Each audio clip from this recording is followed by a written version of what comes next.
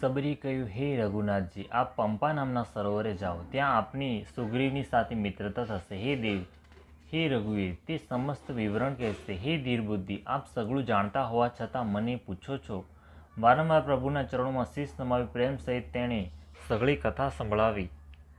સઘળી કથા કહીને ભગવાનના મુખના દર્શન કરીને હૃદયમાં તેમના ચરણકમળોને ધારણ કરી લીધા અને યોગાગ્નિથી દેહનો ત્યાગ કરીને એ દુર્લભ હરિપદમાં લીન થઈ ગયા, જ્યાંથી પાછા આવવાનું હોતું નથી. તુલસીદાસજી કહે છે કે અનેક પ્રકારના કર્મ, અધર્મ અને ઘણા જ મદ આ સર્વે શોકપ્રદ છે. હે મનુષ્ય, એમનો ત્યાગ કરી દો અને વિશ્વાસ કરીને શ્રીરામજીના ચરણોમાં પ્રેમ કરો. જે નીચ જાતિની અને પાપોની જન્મભૂમિ હતી એવી સ્ત્રીને પણ જેમણે મુક્ત કરી દીધી. અરે મહા દુર્બુદ્ધિ મન, તું આવા પ્રભુને ભૂલીને સુખ ઈચ્છે છે?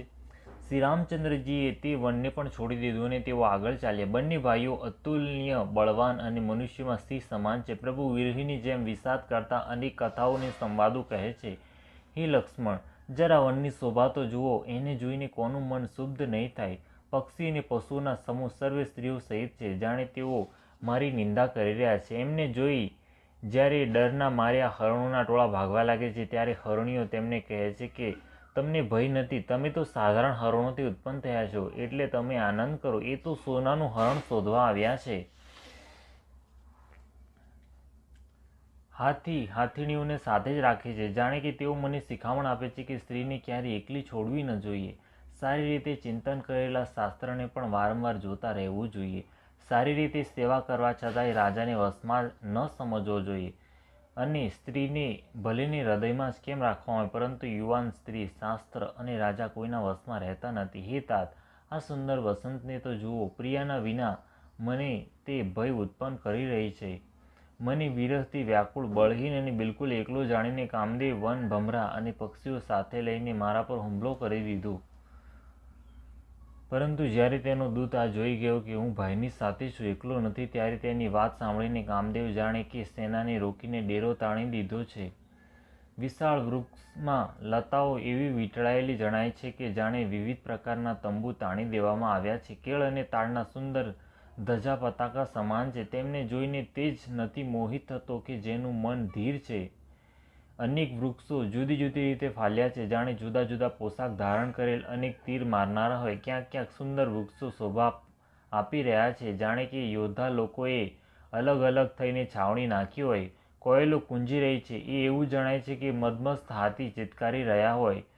ઢેક, જળચર અને મહોક પક્ષીઓ જાણે કે ઊંટ અને ખચ્ચર છે. મોર, ચકોર, પોપટ, કબૂતર અને હંસ જાણે સઘળા સુંદર તાજી અરબી ઘોડા છે.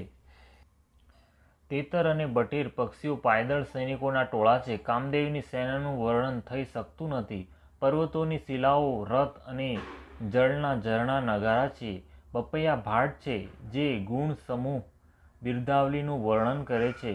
ભમરાઓનો ગુંજારવ ભેરી અને શરણાઈ છે. શીતળ, મંદ અને સુગંધિત વાયુ જાણે દૂતનું કાર્ય લઈને આવેલ છે. આ પ્રકારે ચતુરંગની સેના સાથે લઈને કામદેવ જાણે સર્વેને પડકારતો વિચરી રહ્યો છે. હે લક્ષ્મણ, કામદેવની આ સેનાને જોઈને જે લોકો ધીર બની રહે છે, જગતમાં તેમની જ વીરોમાં પ્રતિષ્ઠા થાય છે. આ કામદેવની એક સ્ત્રીનું મોટું ભારે બળ છે.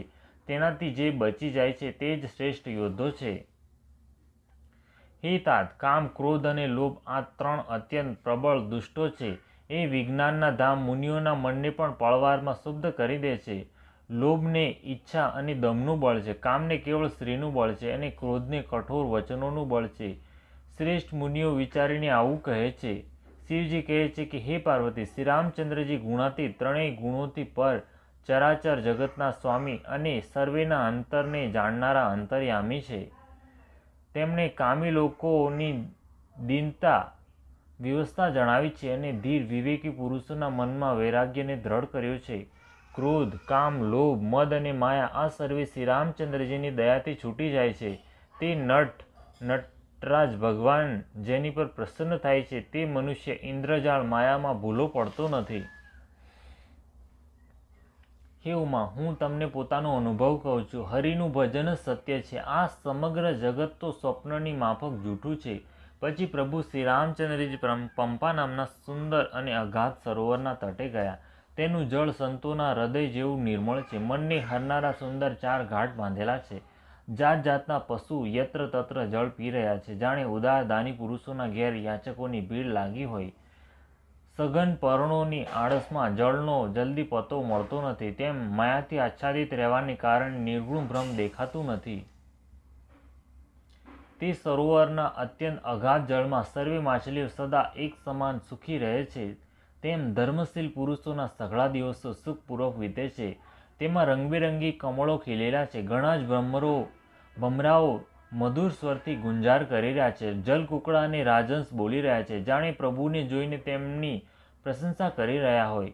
ચક્રવાક, બગલા વગેરે પક્ષીઓના સમુદાય જોત જોતામાં જ બને છે. તેમનું વર્ણન કરી શકાતું નથી. સુંદર પક્ષીઓની બોલી ઘણી સુહામણી લાગે છે, જાણે જતા પથિકને બોલાવી રહી હોય.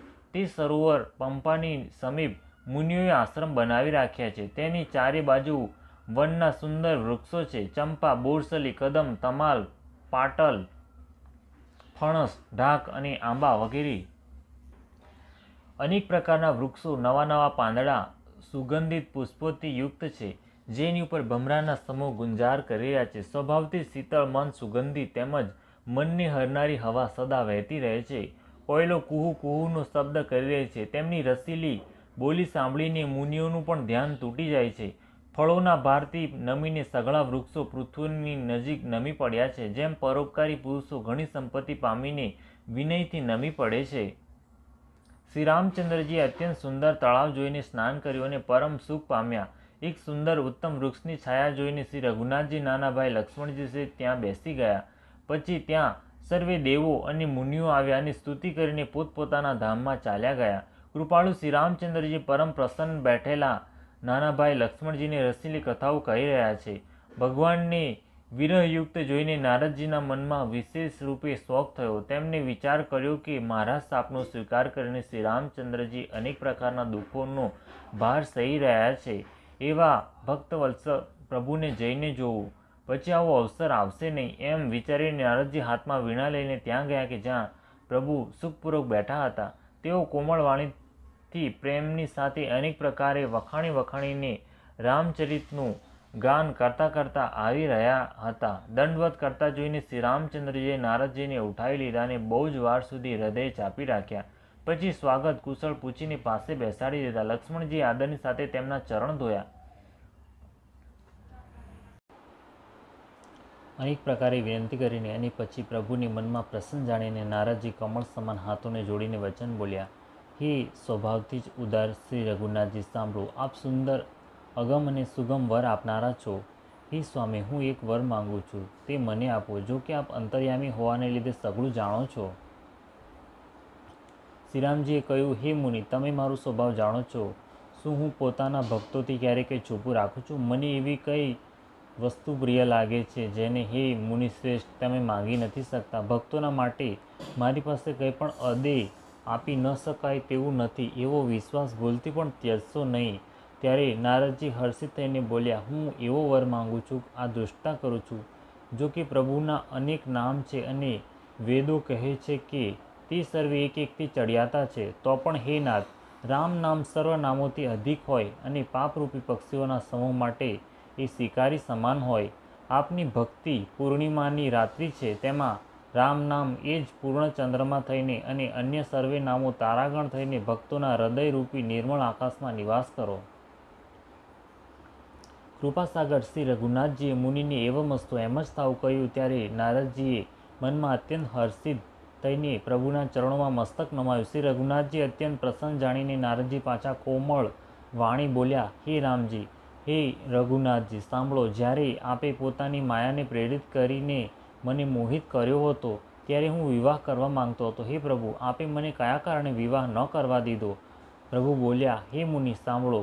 હું તમને પ્રસન્નતાપૂર્વક કહું છું કે જેઓ સમસ્ત આશા ભરોસા છોડીને માત્ર મને જ ભજે છે, હું સદા તેમની તેવી જ રખેવાળી કરું છું, જેમ માતા પિતા બાળકની રક્ષા કરે છે. નાનું બાળક જ્યારે દોડીને આગની સાપને પકડવા જાય છે, તો ત્યાં માતા તેને પોતાના હાથે અલગ કરીને બચાવી લે છે. સમજણા થઈ ગયેલા તે પુત્રને માતા પ્રેમ તો કરે છે, પણ વીતેલ વાત તો રહેતી જ નથી. અર્થાત માતૃપ્રાણ શિશુની જેમ પછી એના રક્ષણ માટે ચિંતા કરતી નથી, કેમ કે તે માતાને આધારે ન રહેતા પોતાનું રક્ષણ સ્વયં કરવા લાગે છે.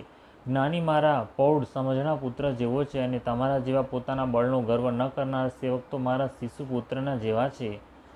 મારા સેવકને માત્ર મારું જ બળ રહે છે, તેને પોતાનું બળ, જ્ઞાનીને પોતાનું બળ હોય છે, પરંતુ કામ ક્રોધ રૂપી શત્રુ તો બંનેના માટે છે. એમ વિચારીને પંડિતજનો, બુદ્ધિમાન લોકો મને જ ભજે છે. તેઓ જ્ઞાન પ્રાપ્ત થઈ ગયા પછી ભક્તિને ત્યજતા નથી. કામ, ક્રોધ, લોભ અને મદ આદિ મોહ અજ્ઞાનની પ્રબળ સેના છે. એમાંય માયા રૂપિણી માયાની સાક્ષાત મૂર્તિ સ્ત્રી તો અત્યંત દારૂણ દુઃખ આપનારી છે. હે મુનિ, સાંભળો. પુરાણ, વેદ અને સંતો કહે છે કે મોહરૂપી વનને વિકસિત કરવા માટે સ્ત્રી વસંત ઋતુના સમાન છે. જપ, તપ, નિયમ રૂપી સંપૂર્ણ જળના સ્થાનોને સ્ત્રી ગ્રીષ્મ રૂપ થઈને સર્વથા શોષી લે છે. કામ, ક્રોધ, મદ અને મત્સર આદિ દેડકા છે. તેમના વર્ષા ઋતુ થઈને હર્ષ પ્રદાન કરનારી એકમાત્ર આ જ સ્ત્રી છે. ખરાબ વાસનાઓ કુમુદોનો સમૂહ ને તેમને સદૈવ સુખ આપનારી આ શરદ ઋતુ છે. સમસ્ત ધર્મ કમળોના ટોળા છે. આ નીચ સુખ આપનારી સ્ત્રી હિમ ઋતુ થઈને તેમને બાળી નાખે છે. પછી મમતા રૂપી જવાસાનો સમૂહ સ્ત્રી રૂપી શિશિર ઋતુને પામીને લીલોછમ થઈ જાય છે. પાપ રૂપી ગોળના સમૂહ માટે આ સ્ત્રી સુખ આપનારી ઘોર અંધકારમય રાત્રિ છે. બુદ્ધિ, બળ, શીલ અને સત્ય આ સર્વે માછલીઓ છે અને તેમને ફસાવીને નષ્ટ કરવા માટે સ્ત્રી વાસળી સમાન છે. ચતુર પુરુષો આવું જ કહે છે. યુવાન સ્ત્રી અવગુણોનું મૂળ, પીડા આપનારી અને સઘળા દુઃખોની ખાણ છે. એટલા માટે હે મુનિ, મેં ચિત્તમાં આમ વિચારીને તમને વિવાહથી રોક્યા હતા. શ્રી રઘુનાથજી સુંદર વચન સાંભળીને મુનિનું શરીર પુલકિત થઈ ગયું અને નેત્રો ભરાઈ આવ્યા. કહો તો, કયા પ્રભુની આવી રીત છે કે જેને સેવક પર આટલા મમત્વ અને પ્રેમ હોય? જે મનુષ્ય બ્રહ્મને ત્યજીને આવા પ્રભુને ભજતા નથી તેઓ જ્ઞાનના કંગાળ, દુર્બુદ્ધિ અને અભાગ્યા છે. પછી નારદ મુનિ આદર સહિત બોલ્યા, હે વિજ્ઞાન વિશારદ શ્રી રામજી, સાંભળો. હે રઘુવીર, હે ભવ ભય, જન્મ મરણના ભયનો નાશ કરનારા મારા નાથ, હવે કૃપા કરીને સંતોના લક્ષણ કહો. શ્રી રામજીએ કહ્યું, હે મુનિ સાંભળો. હું સંતોના ગુણોને કહું છું, જેના કારણે હું તેમના વશમાં રહું છું. તે સંત 6 વિકારો દોષોને જીતીને પાપ રહિત, કામના રહિત, નિશ્ચલ, અકિંચન, સર્વત્યાગી, બહાર અંદરથી પવિત્ર, સુખના ધામ, અસીમ જ્ઞાનવાન, ઈચ્છા રહિત, મિતાહારી, સત્યનિષ્ઠ, કવિ, વિદ્વાન, યોગી, સાવધાન, બીજાને માન આપનાર, અભિમાન રહિત, ધૈર્યવાન, ધર્મનું જ્ઞાન અને આચરણમાં અત્યંત નિપુણ, ગુણોના ધામ, સંસારના દુઃખોથી રહિત અને સંદેહોથી સર્વથા છૂટેલા હોય છે. મારા ચરણ કમળોને છોડીને તેમને ન તો દેહ પ્રિય હોય છે, ન ઘર. કાનોથી પોતાના ગુણ સાંભળવામાં સંકોચાય છે, બીજાના ગુણ સાંભળવાથી વિશેષ હર્ષ પામે છે. સમ અને શીતળ છે, ન્યાયનો ક્યારેય ત્યાગ કરતા નથી, સરળ સ્વભાવના હોય છે અને સર્વેની સાથે પ્રેમ રાખે છે. જેઓ જપ, તપ, વ્રત, દમ, સંયમ અને નિયમમાં રત રહે છે ને ગુરુ ગોવિંદ તથા બ્રાહ્મણોના ચરણોમાં પ્રેમ રાખે છે, તેમનામાં શ્રદ્ધા, ક્ષમા, મૈત્રી, દયા, મુદિતા અને મારા ચરણ કમળોમાં નિષ્કપટ પ્રેમ હોય છે, તથા વૈરાગ્ય, વિવેક, વિનય, વિજ્ઞાન અને વેદ પુરાણનું યથાર્થ જ્ઞાન રહે છે. તેઓ દંભ, અભિમાન અને મદ ક્યારેય કરતા નથી અને ભૂલથી પણ કુમાર્ગ પર પગ મૂકતા નથી. સદા મારી લીલાઓને ગાય સાંભળે છે અને વિના કારણે બીજાઓના હિતમાં લાગ્યા રહે છે. હે મુનિ સાંભળો. સંતોના જેટલા ગુણ છે તેમને સરસ્વતી અને વેદો પણ કહી નથી શકતા, શેષ અને શારદા પણ કહી શકતા નથી. આ સાંભળતા જ નારદજીએ શ્રી રામચંદ્રજીના ચરણકમળ પકડી લીધા. દીનબંધુ કૃપાળુ પ્રભુએ આ પ્રમાણે પોતાના શ્રીમુખથી પોતાના ભક્તોના ગુણ કહ્યા. ભગવાનના ચરણોમાં વારંવાર શીશ નમાવીને નારદજી બ્રહ્મલોકમાં ચાલ્યા ગયા. તુલસીદાસજી કહે છે કે તે પુરુષો ધન્ય છે જે સર્વે આશા છોડીને માત્ર શ્રી હરિના રંગમાં જ રંગાઈ ગયા છે. જે લોકો રાવણના શત્રુ શ્રી રામચંદ્રજીનો પવિત્ર યશ ગાશે અને સાંભળશે, તેઓ વૈરાગ્ય, જપ અને યોગ વિનાય શ્રી રામચંદ્રજીની દ્રઢ ભક્તિ પામશે. જુવાન સ્ત્રીઓનું શરીર દીપકની જ્યોતિ સમાન છે. હે મંતુ, તેનું પતંગિયું ન બન. કામ અને મદને છોડીને શ્રી રામચંદ્રજીનું ભજન કરીને સદા સત્સંગ કર.